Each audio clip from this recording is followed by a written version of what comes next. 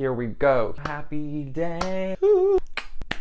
Hello, hello! My name is Zinzer J. I use they, them pronouns, and welcome to They BCs. They BC.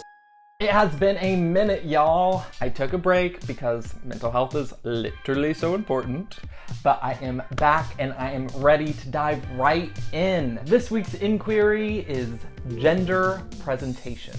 Gender presentation is how a person decides to present their gender externally. This can be through clothing, hair, mannerisms, and other physical forms of expressing yourself.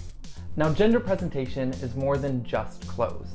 Just like how some religious practices have particular dress that is considered integral to the faith, and certain uniforms are held with reverence and honor in this country, gender presentation can be a very important aspect for one's identity. It is often the first and most accessible way for somebody to show you who they are. Now, with that said, it is important to note that gender presentation is an aspect of one's identity. It's not the identity itself. For example, I might wear a cross around my neck to let folks know that I'm a Christian. But if I take it off, that doesn't suddenly mean I'm an atheist. For the record, I'm not a Christian and I am an atheist, but it's not because of my jewelry preferences. A loved one once asked me, I just don't understand the difference between being a cross-dresser and being transgender. I would assume that during the time that cross-dresser was in popular use, a lot of those folks probably were transgender, but we as a society just didn't have that language yet. But to answer the question directly, I would say that cross-dressing and even forms of drag are a performance. It's a fashion statement, an overall comment on gender, while being transgender is an identity.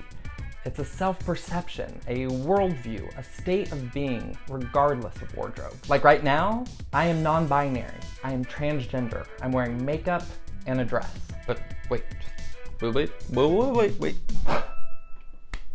I am still non-binary, and I am still transgender. My presentation may have changed, but my identity did not. Let that sink in. Another person DM'd me, I just can't get my mind over the whole they thing.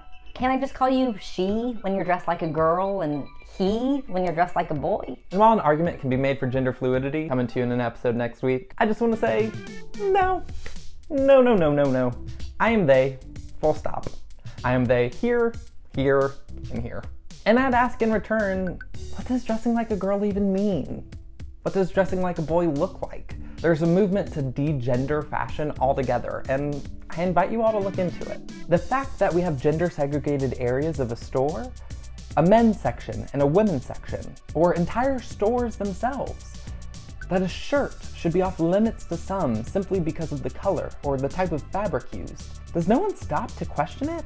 Fashion should proliferate possibility, not constrain it. Women wear pants and they're still women.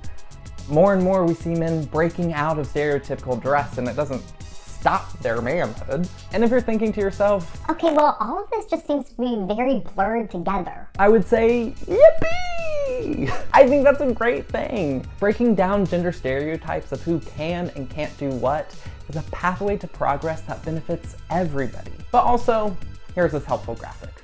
Identity is who you are. Orientation is who you're attracted to or who you love. Sex is the anatomy that you have, and presentation is what you choose to show to the world. As always, if there are questions or topics you'd love to have covered, you can email me at theybcs@gmail.com or shoot me a DM on Instagram @ZinzerJ. Thank you so much for watching. I hope you'll join me again, and in the meantime, keep it LGBTQ.